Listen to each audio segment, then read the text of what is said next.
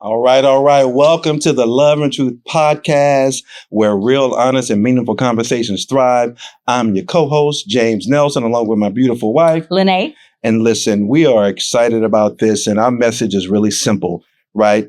We provide a safe space where people can really talk about the real issues that they're dealing with in life, and so it's no holds barred. We're excited about our guests that we have here today.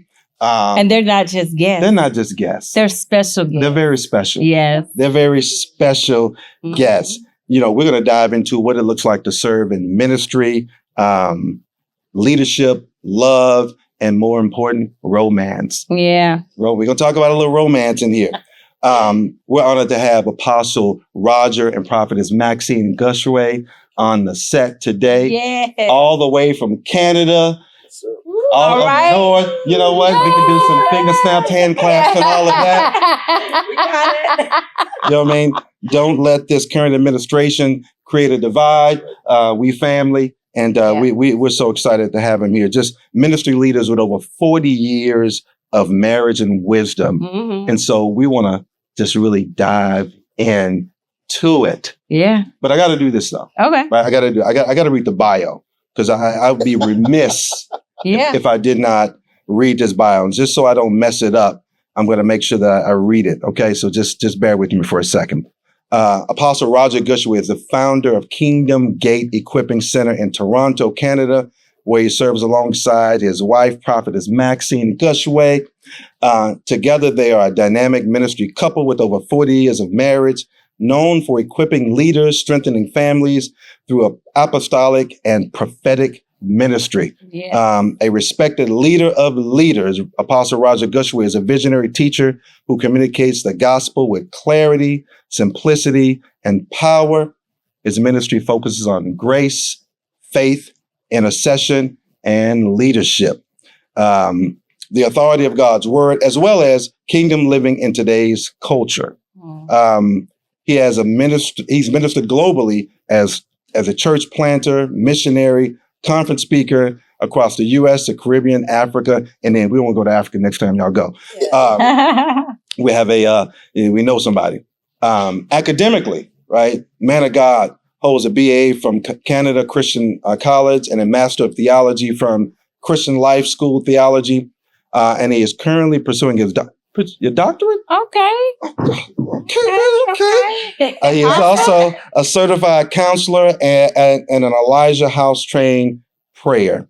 Together, they minister. They are master marriage and family counselors, known for hosting prophetic marriage advanced weekends and providing biblical guidance to couples and families. They got 4 adult children, 2 daughters in love, 2 legacy grandchildren, and again, they reside in Toronto, Canada. Welcome. So I'll hand it over. Yes. Well, first of all, I want to tell you guys, thank you so much for being here. So I haven't seen you guys in a minute. Yeah. But I have talked to you in a second. Yeah. And I tell you what, without sharing too much, this woman of God had to resuscitate me. I don't know if you guys have ever needed to be resuscitated, but you need the right person to talk to you whenever you are drowning, suffocating, feeling like, I don't know if I'm going to make it. You better get you one like Prophetess Maxine. You better have one. Yeah. But I appreciate you because I'm going to tell you something.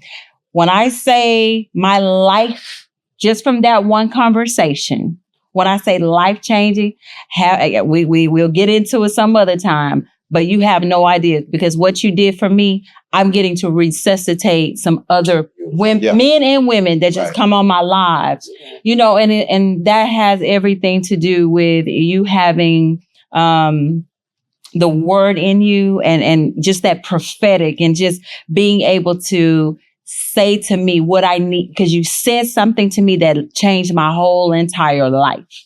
Yes. And because it was much, much more than you probably thought. But I want to tell you, thank you. I really appreciate it. And you took out the time to do that. Yeah. It was my pleasure.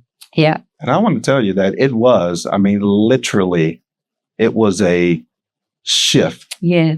Like in a moment. Yeah. Everything shifted. Yeah. Just in one conversation. Yep. and it was confirmation, affirmation, declaration, whatever ration you want to use. Life-saving. Let's include life-saving. And she really received that word. Mm-hmm. And so I thank you as well. Mm-hmm. And I want to say this, because this man of God, it's been over 15 years. Probably roughly. Yeah, roughly 15 years or so. I moved to Atlanta in 2010. So, Wow. Okay. roughly 15 years. And we reconnected on social. Yes, sir. And I promise you, it was like a day hadn't passed that we hadn't talked. It was that kinetic. Yeah. Just listen, no judgment, it was just man to man. And I've got the utmost respect. And there's a couple of, and this is just me, there's a couple of men that have really had that type of impact on me in the past decade, right? Just not long conversations, messages here and there, powerful. Yeah. Right. So I thank you as well, because it was needed and it was timely. Yeah. And I know it's just God.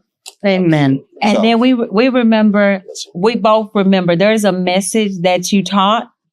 And I don't know what the message was. No. But what we remember is you move when just like that. Yeah. Like we'll never ever forget that. And that's crazy. Yeah. And that was decades ago, but yeah. Yeah. So yeah. So anyway, that's all right. That's all. That's all. We just needed to let y'all know that y'all are the bomb.com. Yeah. That's all. The flyers. Yes. Yeah. Yes. Air Canada. Yeah. Yeah, there you go. We'll just take a break because I need to shrink. Well, so you just go ahead and start with the first question. Okay, so we're talking about love, marriage, and just balance in ministry. And so what were the early years like? Like when you guys when did you realize you were called not just to ministry, not just to each other, but to ministry? Like when give us that kind of the genesis of walking in ministry. And give us a little background if you want. Okay. I mean, we'll give you the floor there.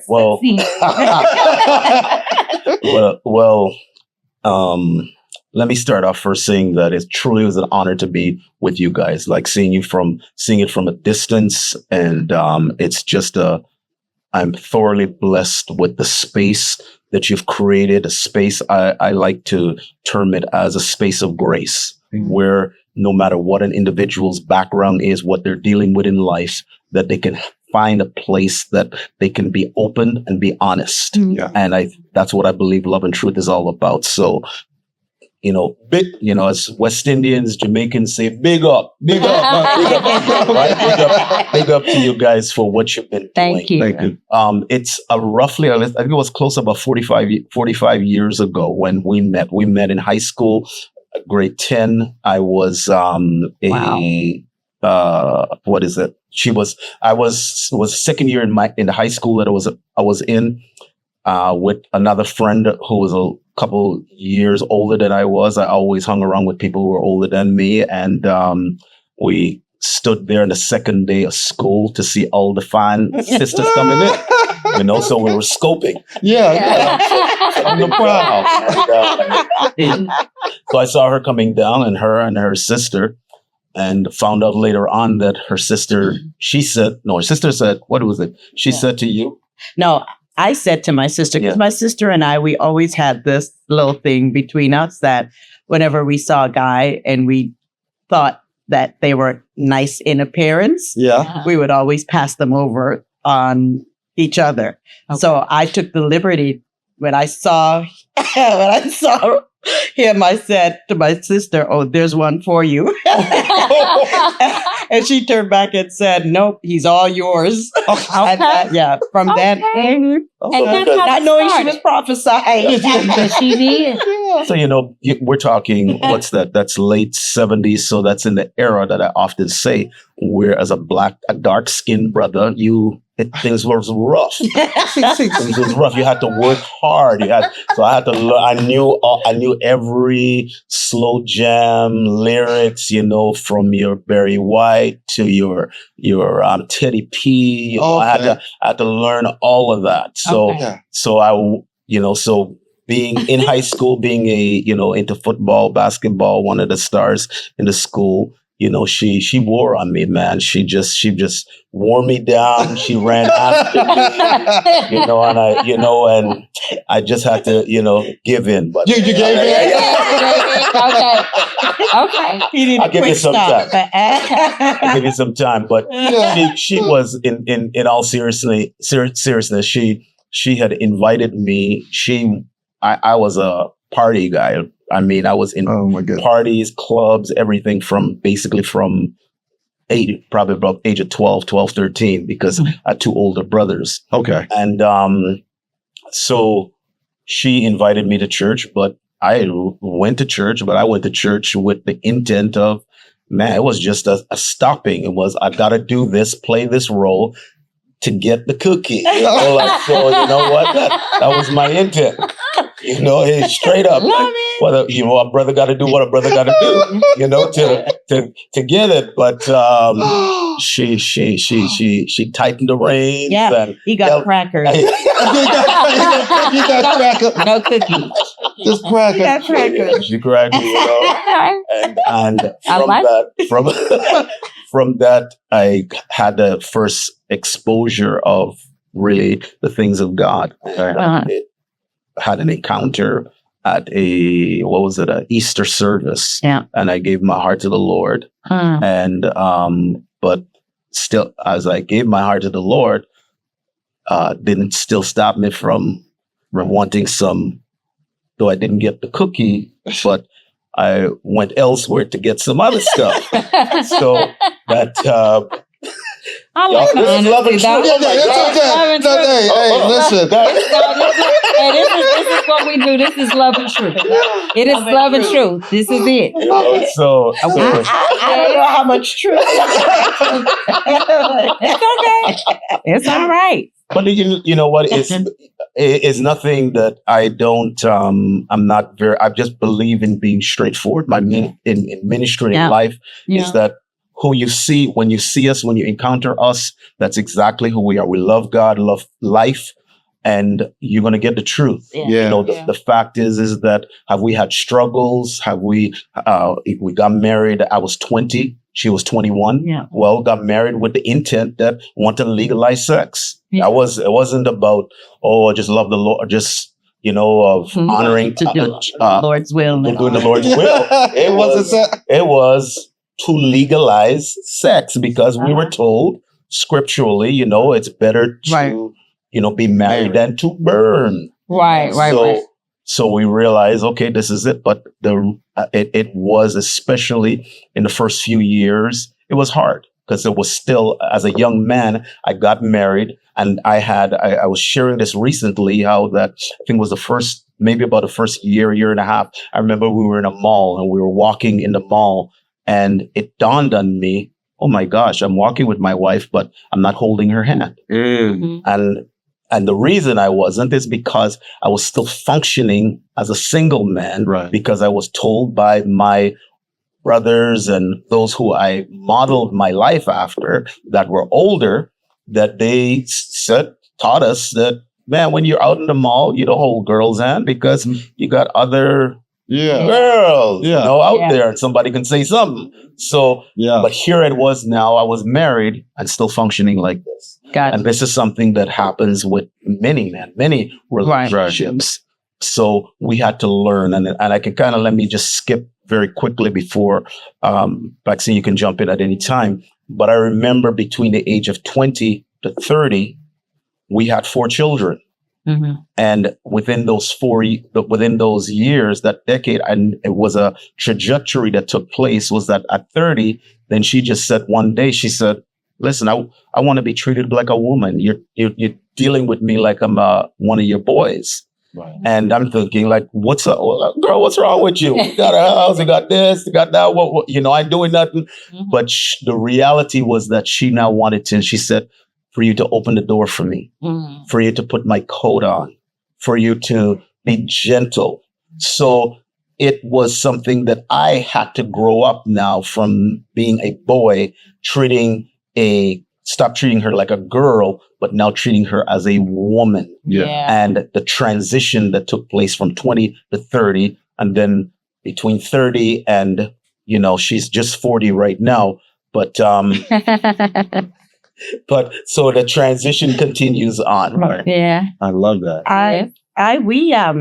Just to add a little, I was in church and I had a relationship with the Lord, a serious relationship where I vowed that I was going to stay true to Him. So when we got saved and we got baptized together, in between that time, he was in and out of church. Mhm. But I vowed that I was going to stay with the Lord. And he did vacillate back and forth because, as he said, he knew why he came into church. Yeah. Yeah. Come on, tell him you like light-skinned dudes. Once you touch it. Come on. Yeah. Okay, so It's okay. Okay, so don't say another word. Okay, so I remembered when I stayed and we got baptized together.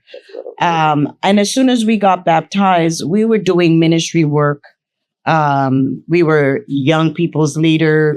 We were janitors. We did everything Mhm. possible. And I remember one day the pastor said to us, "You guys are going to be living out of a suitcase." And I thought, this woman is crazy because what doesn't she like us? Because she's putting us in a suitcase to live, not realizing, and I don't think she realized because we never knew about the prophetic ministry or prophetic anointing.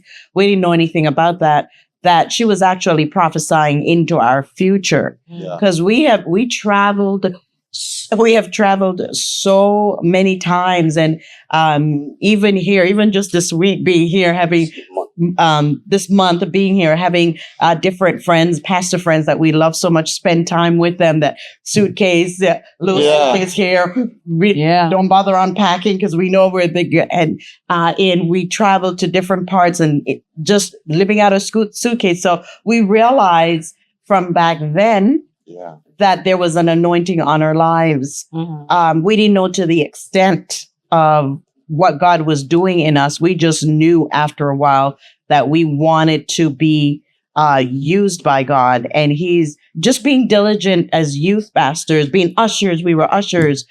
We did every little thing that we were asked to do. And we didn't complain. We didn't do. And to see where God has taken us, I am just so blessed. Yeah. I am just absolutely blessed in what He has done in our lives. Yeah, well, you blessed me, so I already know. And just even before that, here recently, at a Wellspring. Yeah. I mean, just you speaking into my life about things. I still remember that, and it's crazy. Oh wow! Yep, it's really crazy. I remember. I want to say this too because I think this is oftentimes overlooked or just minimized. Yeah. And it's something that you said, Apostle. It wasn't until about 84, 85 that we really came into, oh my God, dark-skinned brothers. Oh my God. You said it and I just want to acknowledge that. I'm just thinking you about to really say something. This is real. But the early 80s, 84, 85. Oh, and so I salute my dark-skinned brothers out there. Exactly. And we've had a long run. That's right. It's been a long run. So No more elder Because I heard what you said. I heard what you said. No more. She did them elder barges and princes and all of that. All of these little light skinned cats. Nothing against my light skinned brothers out there, but anyway. So here's a question, right? So talk about the importance of, because y'all just celebrated how many years? 41. 41 years of marriage. Yes. Congratulations. I saw the photo, but y'all look like y'all was Yes. 21, 22 then? That's right. Yeah. Yeah. And then I heard you got your little older, not older, but you was got you mature. She was mature. She had to grow you up. That's what I Yes, heard. sir. Absolutely. She had to grow you up. Absolutely. Just speaking to that, Jamie. She had to grow you up a little bit. And normally it takes about that time, right? Because honestly, in those 20s and even in those early 30s, we're trying to figure things out. Mhm. What does it mean to be a man? Obviously, putting on top of that ministry and trying to live for God and just sometimes living this duality. And you're like, you want your hardest to do the right thing, but you keep finding yourself doing some dumb stuff. Yeah. And you're just trying to mature and to grow and figure it out. How important is kind of the mutual respect and having just kind of that spiritual covering in the relationship? How important is that, or how do you see that in terms of the longevity, Beautiful. impacting longevity? Yeah. Love and respect is very important in a relationship. However, love doesn't always manifest itself every day in a relationship, especially in our situation. We made a commitment when we got married that we were committed to each other. Because then we realized it wasn't every day that we woke up and we were in love with each other. There were days that we couldn't days I couldn't stand him, days he couldn't stand me. But we made a commitment that our commitment to each other, we're committed to each other. And there are days I just want to squash this, that, there is only a happily ever after if we work towards the happily ever after, because a lot of people, we get married on a fantasy and not realizing that it's work. Even when you're sleeping, you still gotta be asking God to give you ideas, witty ideas and inventions, how to make the marriage work. Right. So there's going to be love and respect is so important, but there's going to be days where there is no love, there is no respect. I often I have this challenge with myself, is where when I get angry, I realize, because of past hurts in my life of not growing up with a father, I had to I learned that I had a very strong disrespect for men, especially weak men. And so one of the things that I had to work on was respecting him, because I had a challenge with my mouth. I probably still being worked out.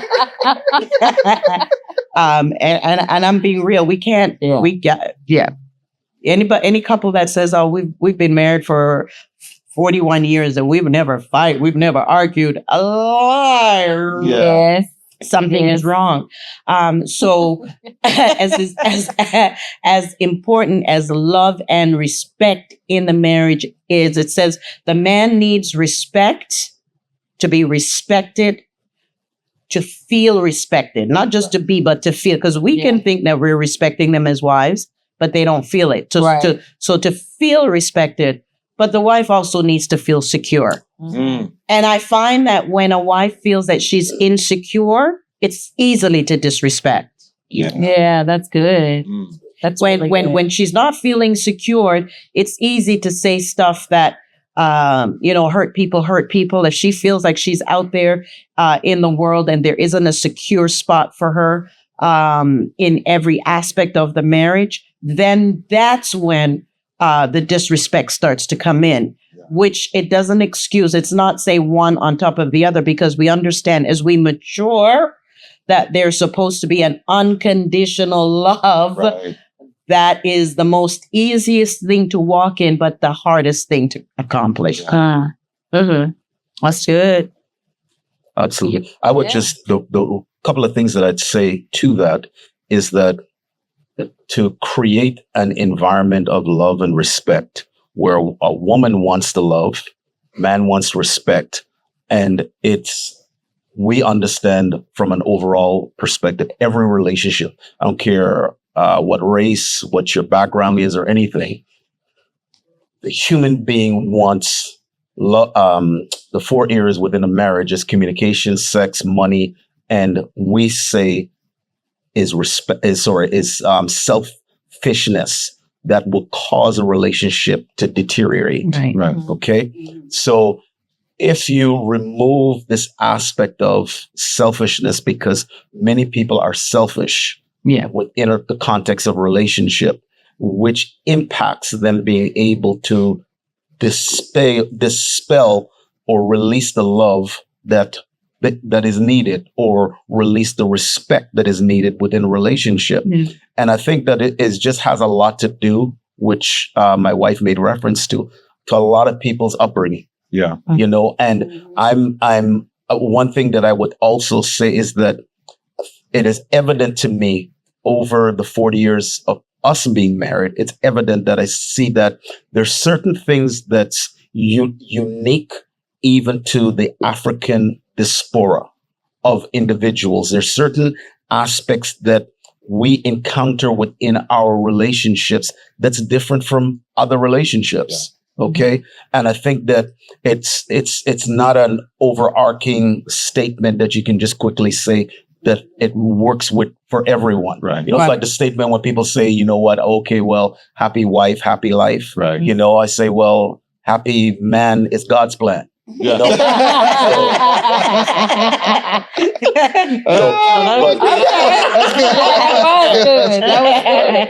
But the reality is that we need both. Yeah.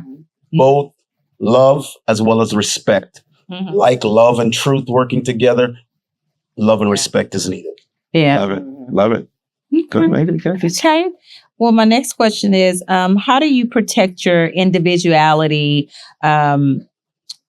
functioning the way that you guys do, and for this extended period of time being married? I mean, you got ministry, marriage, I mean, your kids obviously are adults now, but how have you separated where you haven't lost your identity in each other? Let me start off. I honestly believe that it was all kind of a smorgasbord for a lot of years. Yeah. Okay. Because the era that we came up in, there was no distinction, or you're just supposed to be all in. It's all church. It's all there. You know, I was telling someone the other day, you know, like, hey, we were told that, hey, if we went to a theater, Holy Spirit don't go into theater, because if you go into theater, God's not going to be there. And if the rapture comes, you're going to be left. So we didn't go to theater for years. But yet our heart wanted to be there. Yeah. Right. You know? Right. So there's a lot of religious stuff that we were indoctrinated into that caused us to just not be balanced. Right. And we had to unlearn some stuff and relearn some new things that's not the heart of God. Right. So it's, I would say probably within the last 20 years that we started to now truly know God for ourselves and teach from that perspective, and not based on religious suppositions and nonsense. So what we've been able now within the last 20 years or so is really have real holistic relationships with our children, friends, with each other. You know, it was, you know, especially the beginning of our relationship was like, you know, as we got to do everything together, you know, but as the years have gone by, my wife has recognized I'm more technically an introvert. She is an extrovert. Extra you wouldn't know that. Yeah. Exactly. Most people wouldn't know that. Yeah. I am absolutely comfortable in the basement, when we used to have a man cave, and many times my wife would go out and come home, and then I got candles on, and I'm sitting in the dark, you know, and having a glass of water, and I'm drinking it, and she comes in, it's like, and she's like, who's here? What you doing in the dark? Hey, he's enjoying his own. But I'm enjoying my own company. Yeah. That legitimately took years to unpack and uncover of who I really am, and appreciate that. Yeah. So, Yeah. I want to say this really quick. So the one thing that when we first met, the one thing that I just really respected was just, you just seemed so, both of you, just so genuine And down to earth. authentic. Yes. And just down Yes. to earth. Like that was refreshing. It was. Right. It was. To see, because at that moment in time, I was struggling with, how can I be me?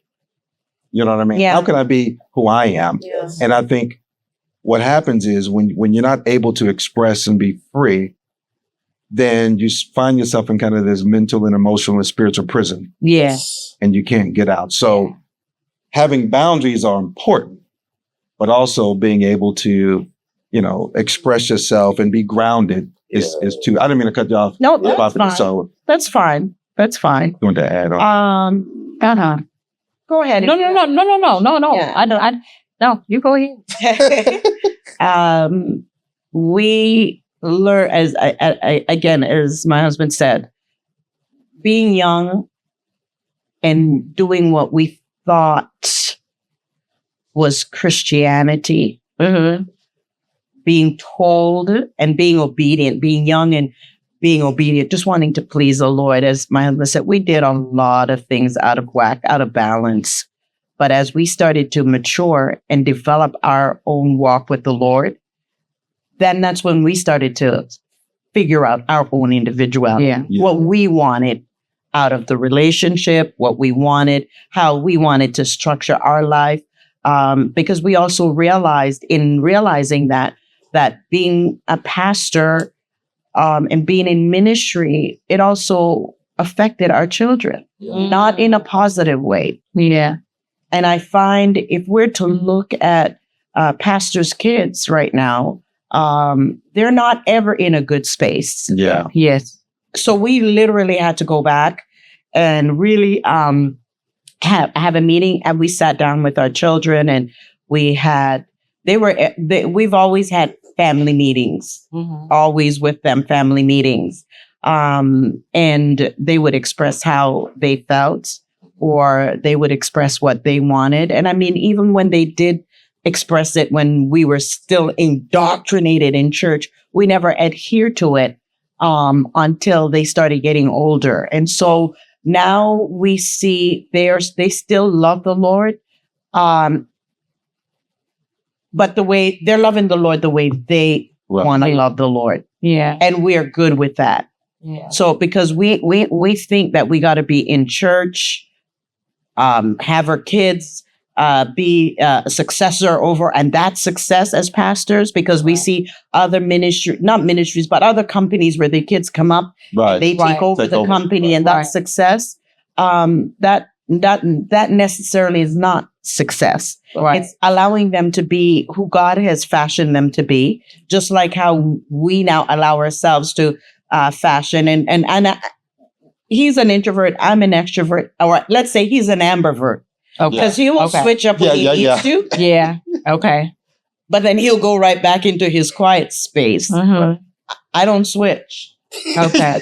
I stay extra every day, every hour, every minute. I'm just extra, just like that. Okay. Don't need the verb. Extra. Just extra. Okay. And so even that, learning that, hey, because that used to be a problem. Yeah.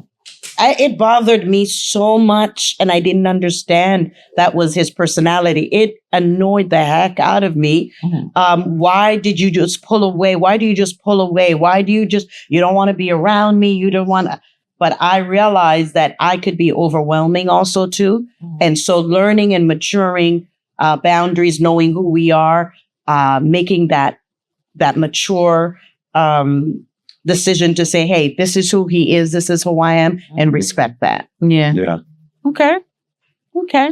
Did you have a question, or I can take this? You're gonna say something. What are you gonna say? No. This is just It's really good. It's refreshing. Because what I heard you say and all of that is that learning to recognize that that's who he is. Yeah. And oftentimes people get in relationships with the intent to change someone. Yeah. Yes. And not giving them space to evolve into the person that Who they actually are. God created them to be. Right. Yeah. And that's and sometimes that's what creates this divide, because now I can't be me. So I got to go be me somewhere else, right, with somebody else, yeah, because they allow me to be me. Yeah. Right. Unfortunately. Unfortunately, that's what happens. Yeah. Someone else listens to me. Yes. I can be open. Yes. I can be myself. Yeah. I can listen to this music. I can do this. And it's not like I'm wilding out, but you're trying to change the core. And that is a natural conflict within anybody. Yeah. Yes. You see, what happens is religion tells people who they are to be. Right. And so a lot of people step out of who God created them to be. Oh, that's good. Right. And they become what they're told To be. But you can only do what you're told to be for so long Right. before you revert back to who you actually are. Yeah. And so even in marriages, you have Good. born again believers coming into a marriage being told what they should be, what you should be as a husband, what you should be as a wife. Right. When really and truly, that's not who they are. Right. And so, like you said, then you have, well, I thought you were like this. You're supposed to be like that. Because after you get comfortable with each other, or after you start to get into a place of maturity, the real you comes out. And that normally ticks off the couples or the husband or the wife, because number one, they'll say, no, well, you've changed. But really and truly, the only thing that changed in me is I became who I originally was. Right. And then I don't believe that religion allows man to be fallible, Right. because you have to be this. And if you're not this, you're going to hell. Well, who wants to go to hell? So we're going to pretend to be who we're not. That's Yeah. right. So we don't can go. to That's hell. right. That's what we're gonna do. And end up in hell anyway. and even if we don't end up in hell, we're in hell in our relationships, hellish relationships, Yeah. because we're not happy, because we're not getting to be Who we are.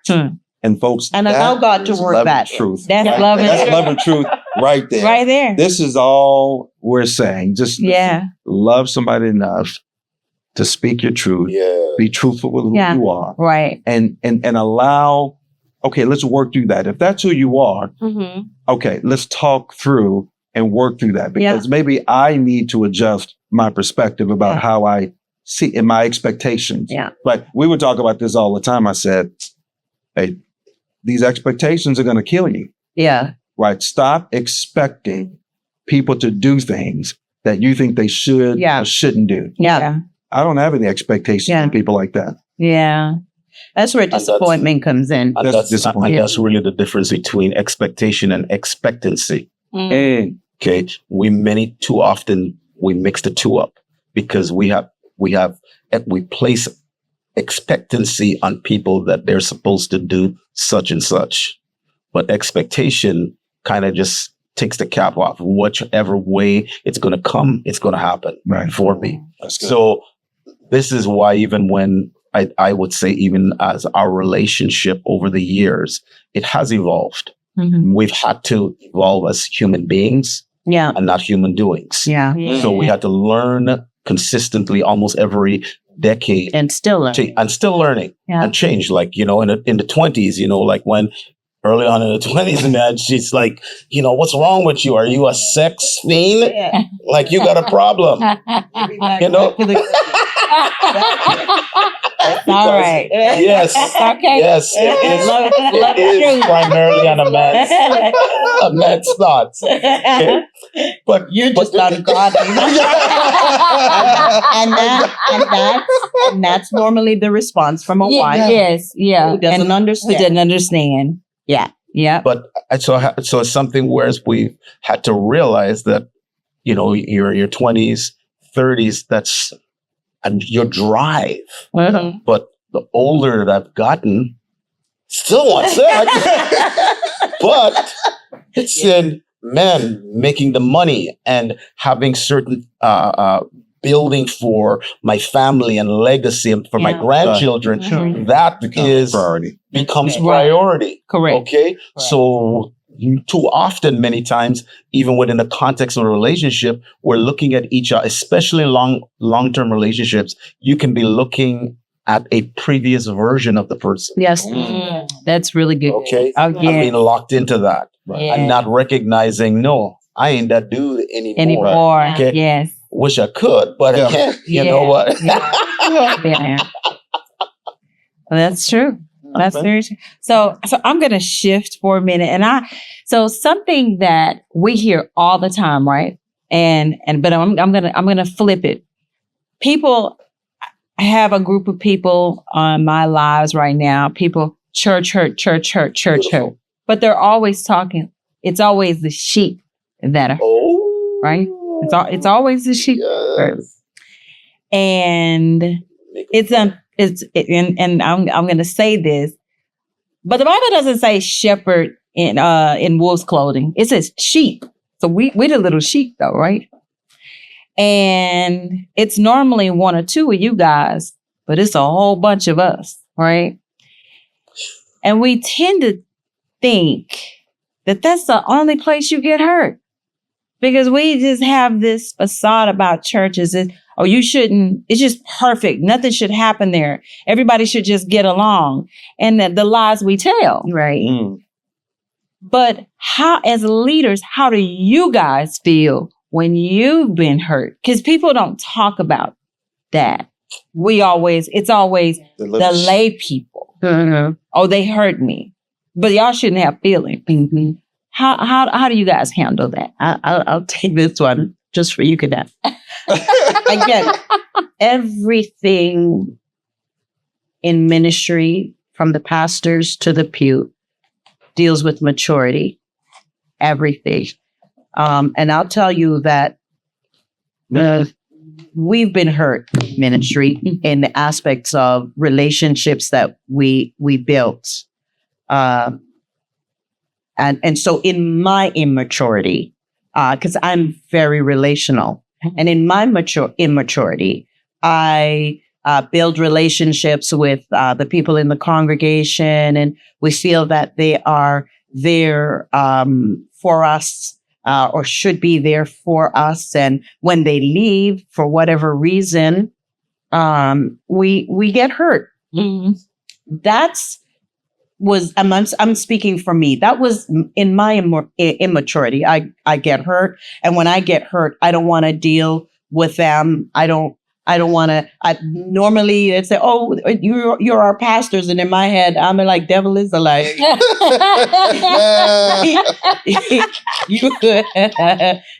I'm not your pastor. You laughed and you got all offended for no reason and blah, blah, blah, blah. Yeah. Immaturity. But my husband said something to me one day in my offense.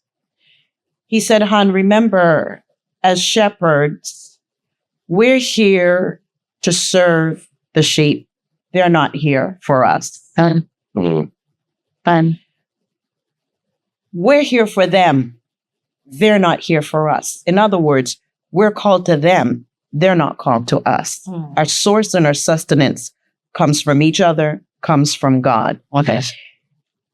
And when I heard that matured me so quickly in the aspect of, okay, so then I don't have to be offended, because if they leave, and also too, I had to change my mentality that if they still see us as their pastors, even though they're gone, it means that they're still our spiritual children, no matter how far they go. Right. And so now I look at our natural children, both our oldest son and our daughter, number 1 and number 3 of her children have migrated to London, England. Oh, okay. They're living there now. But does that stop us from being mom and dad? No. They're still our children, and and they relate to us as that. So in the natural, so in the spirit. Yeah. No matter where individuals go, depending on the relationship they have, they're still our spiritual children. And we have found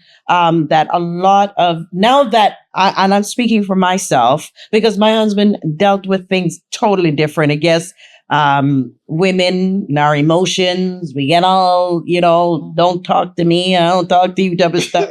But I now realize that those individuals that has left, because we accept them readily, they're coming back to us, and we fellowship with them still, and we still do stuff with them, and we still love them, because we realize that they may not necessarily be in our house, but based on our relationship with them, they're still our spiritual children. I love that. I love that. But at the same time, I will not deny it hurts. Yeah. It does.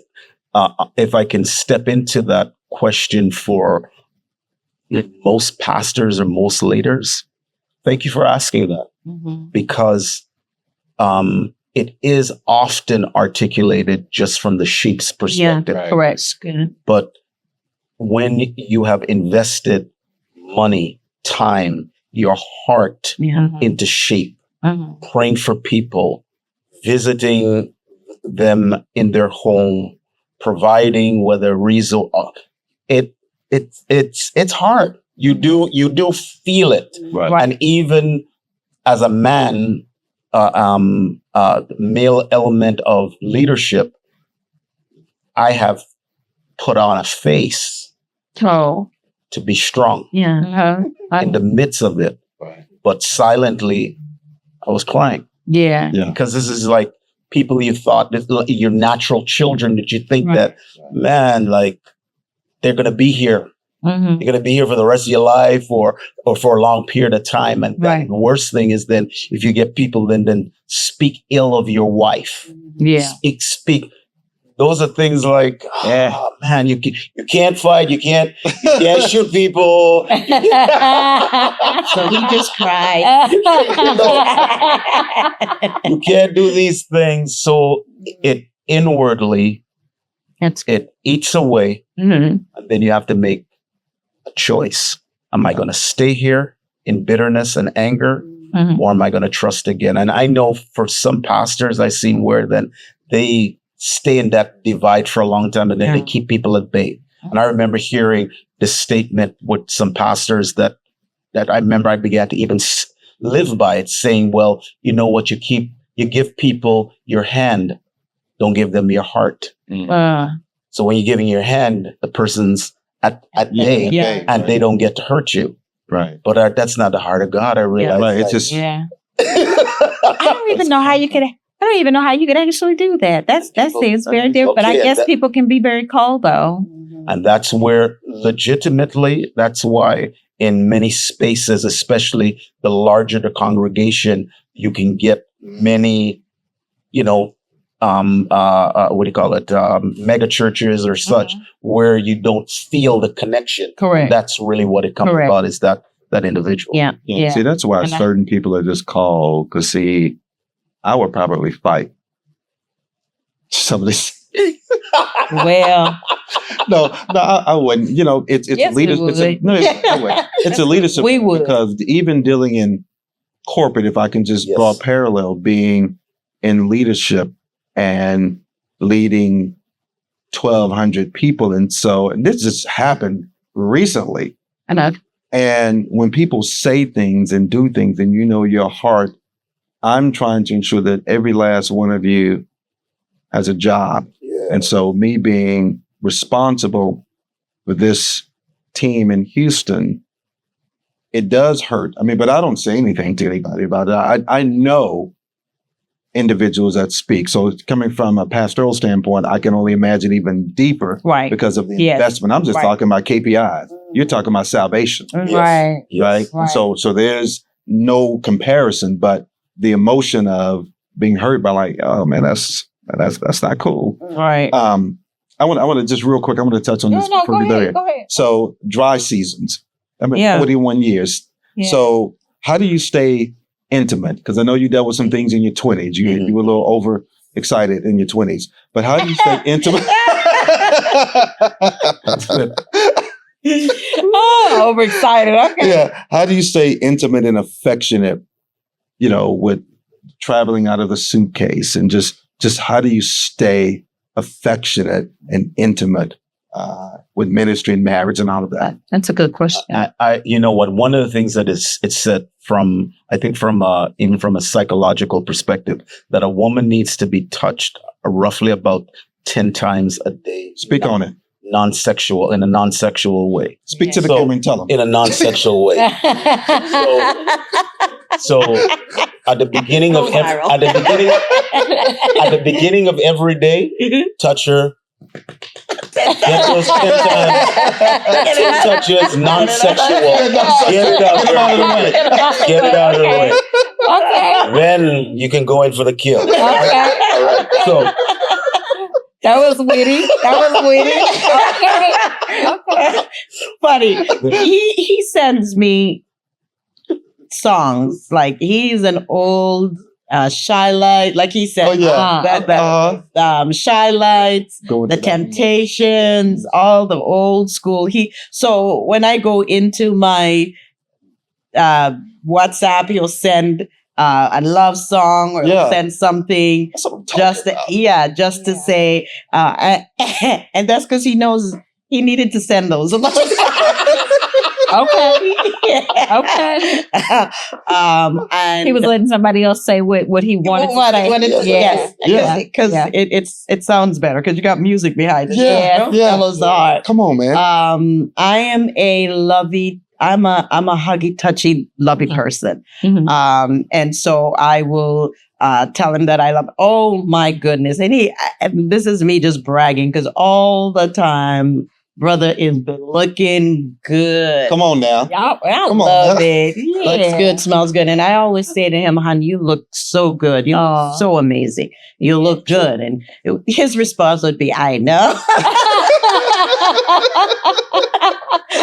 I know. So I'd be like, "Oh, for crying out loud!" I always telling him that he looks amazing, and that's just how we keep that aspect of our words of affirmation, Yeah, that is very high for her. yeah. Yeah. So, truthfully, many times that I fall short in it from the perspective as I don't need that. That's the reason why it took years Yeah. for me to get to the place to respond to her Right. in the manner of when she's affirming me. Right. Hey, you look good. It took years for me to finally say, yeah, I know I'm good. Right. I don't need her to tell me that, because for years, that's what I needed. This boy was still desiring. So even at times, externally as a pastor, women in the church say, "Oh, pastor, you rock. You look good." I felt good with that. I know we ain't got time for that one, but those were things like that happens with any man functioning within corporate America, within various structures. You want to feel appreciated, and sometimes even appreciated beyond your wife. Okay? Yeah. So Yeah. here it was that though she said that, hey, I'm good, but it was now being able to touch her in that place. So I know for my wife, there's times whereas over the years that, hey, if things was tight, I still knew, and this is something that I teach even with men. I say, man, don't tell me that you ain't got the money to take your wife out for a Starbucks coffee, and Right.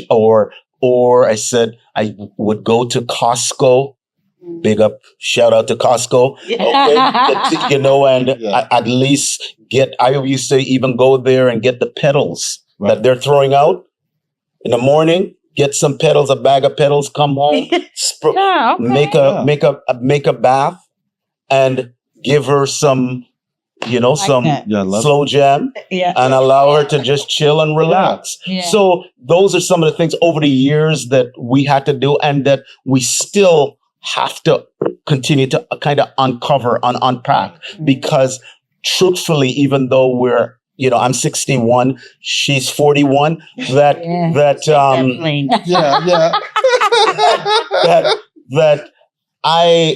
we don't, just us. I know for other couples, you may think differently, but I'm not an old head. We're not going out, down like we're going, no, sir. no.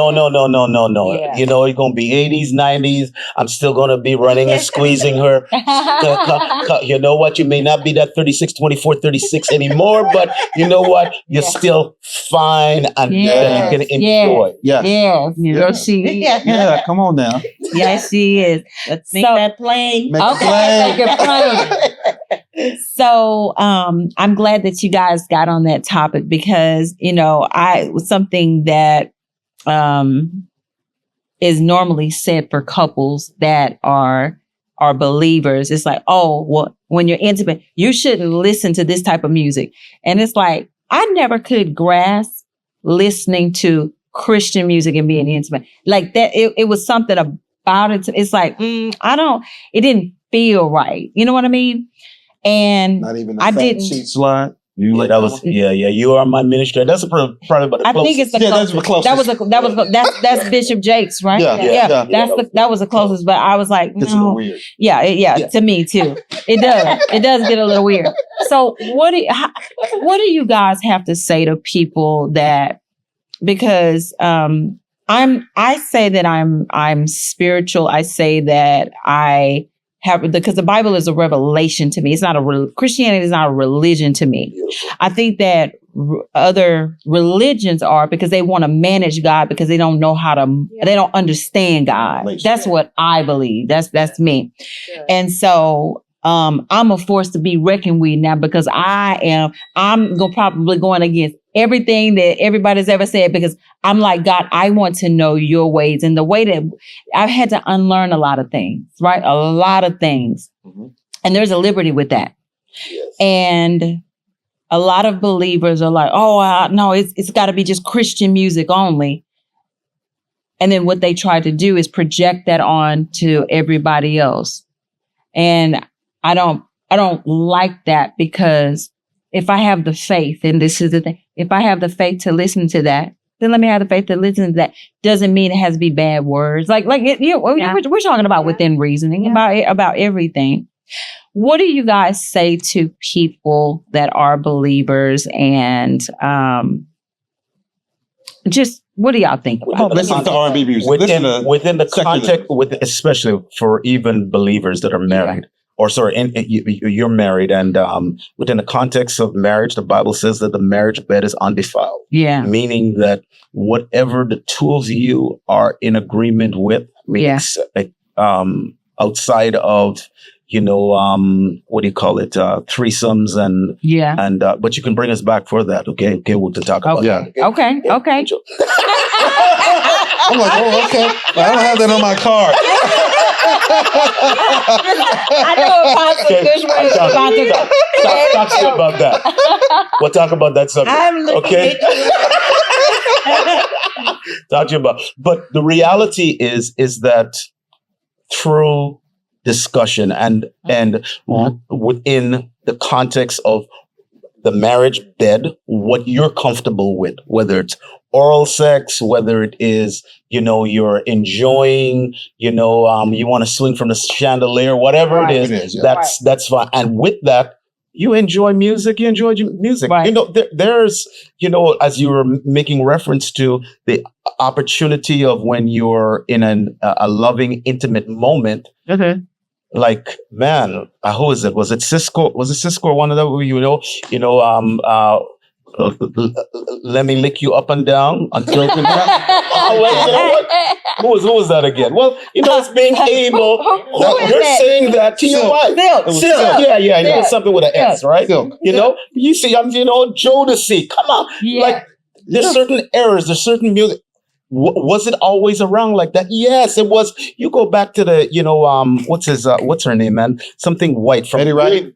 Thank you. I'm sorry. I'm still. Yeah, exactly. From back in the day, that they were singing songs. Technically, it's of the soul. Yeah. And really expressing that. So I think that it's not just thinking, but what mood is created that you need to enjoy each other, to enjoy each other. Right. And then lastly, that I would say is that there's some songs, that I listen to, and it's ministry to me, man. I just change some words, and it speaks to me like God is speaking to me. Yeah. And it really impacts me. And I think that I encourage any individual, to, as you have that relationship, right, move away from religious indoctrination and of what Maxine said earlier of do's and don'ts, and understand God wants intimate. Your spirituality has to be from of a God who lives on the inside of you, working on the outside. So really impacting how you respond to God, how you respond and how you interact with yourself, but also with the individual that you're with. Yeah. Okay, so let me just say this. When are y'all coming back? Yeah. Because we got to do a number two, second part session, two. part two on this. We'll let you. Let us. Okay. We got to come back. Yeah. We need to go a little bit deeper. We Absolutely. we just want to kind of get y'all in. Yeah.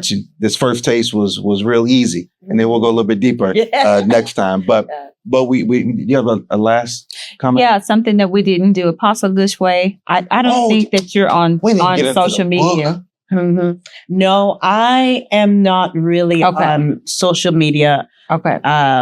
I told my daughter, I said, you know what? I troll people. And she says, Mom, that's not trolling, because trolling is when you make negative comments on people. I look at people's stories. Sometimes I like it and I forget to push like, but I have this little thing right now about just protecting. Yeah. Because it's a lot. It's a lot on there. Yes. It's a lot. So I will eventually get it up. But my husband is the one that's out there for the both of us. Yeah. So Life architect. Yeah, I love all of that. But let everybody know where you can find you. And then we didn't even get into the book, which I love, by the way. Go. That's why we got to come back. So where can they find you? Social media. Where can they order the book? Social media. I'm at Roger Gushway IG, as well as Facebook, Roger Gushway, as well as Apostle at kgec.ca out there. And I really would definitely love to get the opportunity to share some truths as is out written in that book. For sure. Yeah, well, when y'all come back, you definitely need to do that, because we really wanted to do that today, but I know an hour is just so short. No problem. But did you have anything else? No, go and wrap us up. Yeah. All right. Well, we want to thank you, and we just want to say thank you to our viewers, and thank you to our special guest, the Apostle and Prophetess Gushway, all the way from Canada. 51st state. First state, yeah. Okay. So don't forget to follow us on YouTube at Balcony Talk WTN. And lastly, remember to walk in love, seek after the truth so that you can be set free. We'll see you next time. Peace.